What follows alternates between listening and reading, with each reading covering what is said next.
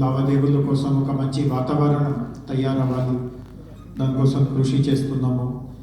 అయినప్పటికీ కూడా కొన్ని సమస్యలు, ముఖ్యంగా సమన్వయానికి సంబంధించిన సమస్యలు, ఎందుకంటే ఈ విషయంలో 3-4 శాఖల మధ్యలో చాలా సమన్వయం అవసరం ఉంది. ఇందాక మీరు చౌహాన్ గారిని చూశారు, ఆయన ఒక చాలా కీలక శాఖ తరఫున ప్రతినిధిగా ఇక్కడికి ఈ సమావేశానికి వచ్చారు. కన్జ్యూమర్ అఫేర్స్ శాఖకి ఈ రంగంలో చాలా బాధ్యతలు ఉంటాయి. అదేవిధంగా ఇండస్ట్రీ శాఖ తరఫున నేను ఉన్నాను. అండ్ వీటన్నిటితో పాటు పోలీస్ నుంచి కూడా మనకు అన్ని రకంగా సహాయ సహకారం కూడా అవసరం ఉంటుంది. అంటే ఎవరైనా తప్పులు చేస్తూ ఉంటే వాళ్ళని వదిలే పరిస్థితి అసలు లేదు, కానీ తప్పు చేయని పరిస్థితిలో కూడా వాళ్ళని దోషిగా చూడడం, వాళ్ళపైన ఒక రకంగా అభియోగం పెట్టడం, అది కూడా సబబ్ కాదు అని నేను అనుకుంటున్నాను. తెలుగు समझ रहे हैं या? अच्छा समझ रहे, बहुत तेलुगु अच्छा है सब. नहीं, क्या which language is going well?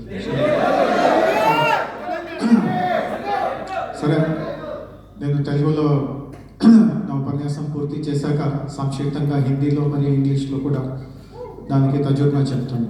So ముఖ్యంగా నేను చెప్పేది ఏముంది అంటే, 3 శాఖల మధ్యలో సమన్వయం పరచడం చాలా చాలా అవసరం ఉంది.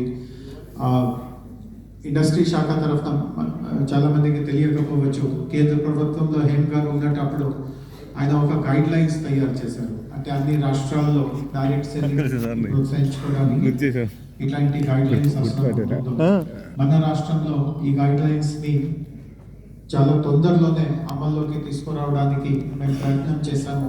కానీ కొన్నిటికి సంబంధించిన, ముఖ్యంగా ఇందాక చౌహాన్ గారు ఒక చాలా ముఖ్యమైన విషయం మీద మాట ఇచ్చి వెళ్ళారు. దట్ 2 వారాల లోపు ఆయన ఆ కమిటీ ఏర్పాటు చేస్తారు. దాన్ని మానిటరింగ్ కమిటీ అనే పేరు ఇవ్వచ్చు, రెగ్యులేటరీ కమిటీ అనవచ్చు. ముఖ్యంగా రిజిస్ట్రేషన్ చేసే బాధ్యత కూడా ఆ కమిటీకి ఉంటుంది. సో ఇది ఒక చాలా ముఖ్యమైన నిర్ణయం అన్నమాట. ఎందుకంటే మీ దగ్గర ఈ డైరెక్ట్ సెల్లింగ్ కార్యక్రమం జరుపుకోవడానికి మీ దగ్గర సరైన వ్యవస్థ ఉంటే రిజిస్ట్రేషన్ సులభం అవుతుంది. రిజిస్ట్రేషన్ అయ్యాక మీ పైన ఏమాత్రం కూడా అంత అనుమానం పడే పరిస్థితి ఉండదు. ఎందుకంటే మీరు ఆల్రెడీ రిజిస్టర్ అయ్యారు కాబట్టి మీరు ఎవరెవరిని డైరెక్ట్ సెల్లర్గా నియమించుకోబోతున్నారో వాళ్ళకి ఐడెంటిటీ కార్డ్స్ ఇస్తున్నారు. ప్రభుత్వ తరఫున కూడా వాళ్ళపైన ఆదరణ ఉంటుంది, గౌరవం ఉంటుంది.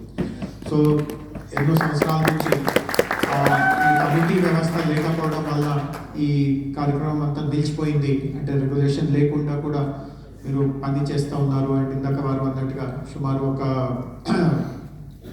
1,00,000 మంది ఈ రంగంలో తెలంగాణలో ఉన్నట్టుగా వాళ్ళ నివేదికలు తెలియపరచడం జరిగింది. కానీ రెగ్యులేషన్ తీసుకువస్తూ ఉంటే, ఇందాక చెప్పినట్టుగా ఎవరైనా తప్పు చేసే ప్రయత్నం చేస్తూ ఉంటే, చౌహాన్ గారు కూడా కొన్ని ఉదాహరణలు చెప్పారు. పేరు ఒకరిది ఉంటుంది కానీ పని ఇంకొక తరఫున జరుగుతూ ఉంటుంది.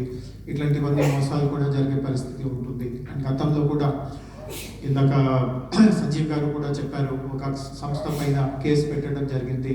ఆయన జైల్లో ఉన్నారు, ఆయన సంస్థ అంతా కూలిపోయింది ఆ కేసు రావడం వల్ల. అట్లాంటివి కూడా కొన్ని అవాంఛనీయాలు ఆపుకోవడానికి మనకు ఈ కొత్త విధానం తీసుకురావడం వల్ల అవకాశం ఉంటుంది. బట్ చౌహాన్ గారికి నేను ఒక ముఖ్యమైన సలహాలు కూడా ఇచ్చాను. అంటే ఆయన ఇప్పుడు లేరు, కానీ ఇక్కడ పక్క కూర్చోవడం వల్ల కొన్ని చిన్న విషయాలు మాట్లాడడానికి వీలైంది. వారికి నేను ఇంకొక చాలా ముఖ్యమైన విషయం ఏం చెప్పాను అంటే, మీరు ఏది కమిటీ పెడతా ఉన్నారో అసోసియేషన్ సభ్యులని కూడా దాంట్లో చెప్పండి. అంటే దాన్ని ఒక ప్రభుత్వ సంస్థగా మారవద్దు. వాళ్ళు కూడా దాంట్లో మన ప్రతినిధులుగా ఉంటే, సభ్యుడుగా ఉంటే వాళ్ళపైన కూడా బాధ్యత పెరుగుతుంది. ఎందుకంటే అంటే ప్రభుత్వం మాత్రమే అందరిపైన నిఘా పెడుతూ ఉండాలి, ఇది కరెక్ట్ కాదు. మీలో కూడా కొంతవరకు ఆ బాధ్యత రావాలి. సరే, మేము కరెక్ట్గా చేస్తూ ఉన్నాము, ఎవరైనా తక్కువగా చేస్తూ ఉంటే వాళ్ళ సమాచారం మేమే ఎందుకు ముందుకు వెళ్ళి వాళ్ళకి చెప్పకూడదు. పోలీస్కి కానీ, కన్జ్యూమర్ అఫేర్స్ శాఖ వారికి కానీ, మా ఇండస్ట్రీ శాఖ వారికి కానీ మేమే ఎందుకు ఈ విషయాల్ని బహిరంగ ఎందుకు చేయకూడదు. సో ఎవరో పోలీస్ తరఫున ఎవరో వస్తారో, వాళ్ళ దొంగల్ని పట్టేస్తారో, అంతవరకు నేను నుంచి ఏమో చూస్తూ ఉంటాను, నిద్రపోతూ ఉంటాను, ఇట్లాంటి ఆలోచన ఉంటే చివరిలో మొత్తం ఈ డైరెక్ట్ సెల్లింగ్ సమాజం పైనే ఇట్లాంటి దుష్ప్రభావం వస్తుంది.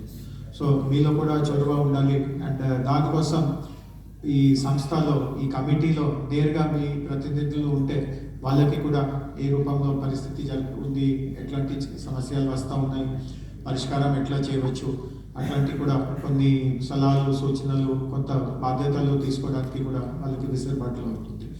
సో ఇందాక వాళ్ళు చెప్పినట్టుగా 2 వారాల్లో ఈ కమిటీ వస్తుంది. సో మనము ఈ కమిటీ రాగానే తదుపరి చర్యల్ని కూడా చాలా త్వరితగతిలో తీసుకురావడానికి మేము కూడా కృషి చేస్తాము. ఎన్నో సంవత్సరాల నుంచి నిలిచిపోయిన ఈ రిజిస్ట్రేషన్స్ ప్రక్రియని మొత్తట్లో ప్రారంభిస్తాము. తర్వాత ఇందాక మన సూర్య గారు వారు కూడా మాట్లాడారు దట్ ఈ రంగంలో కూడా డిజిటల్ని ఉపయోగించే చాలా అవకాశం ఉంది. సో ఇప్పుడు తర్వాత మీకు ఎక్కడైనా వీలవుతూ ఉంటే మీరు నా ఆఫీస్లో ఈ డైరెక్ట్ సెల్లింగ్ వ్యవహారం చూసే సహచరులు వత్సల గారు ఉన్నారు, వారికి కూడా మీరు కొంతసేపు అవకాశం ఇస్తే, ఇప్పుడు మన అందరికీ తెలుసు ఈ డెలివరీ చేసే ఒక కొత్త వ్యవస్థ వచ్చింది, దాన్ని గిగ్ వర్కర్స్ అంటారు. అంటే వారు పర్మనెంట్ ఎంప్లాయీస్గా ఉండరు. స్విగ్గీ ద్వారా కానీ, అమెజాన్ ద్వారా కానీ, ఇంకొకరి ద్వారా కానీ మీరు చూస్తూ ఉంటారు. ఏదైనా డెలివరీ ఆర్డర్ చేస్తూ ఉంటే ఎవరో ఒక వ్యక్తి వచ్చి డెలివరీ చేస్తారు, కానీ వాళ్ళ ఎంప్లాయీస్ కాదు. వాళ్ళు ఎన్ని డెలివరీస్ చేస్తారో దాన్ని బట్టి వాళ్ళకి కొంత కమిషన్ వస్తుంది. అండ్ వాళ్ళు ఒకరికి సంబంధించిన డెలివరీ చేయాలి, అట్లా కూడా అనివార్యం కాదు. ఆయన దినమంతా ఊబర్ డ్రైవర్గా ఉండవచ్చు, రాత్రి స్విగ్గీ దగ్గర డెలివరీ చేయవచ్చు, ఇంకొక సందర్భంలో ఇంకొకటి చేయవచ్చు. సో అట్లాంటి వాళ్ళని గిగ్ వర్కర్స్ అంటాము. సో గిగ్ వర్కర్స్ సంక్షేమం కోసం కూడా రాష్ట్ర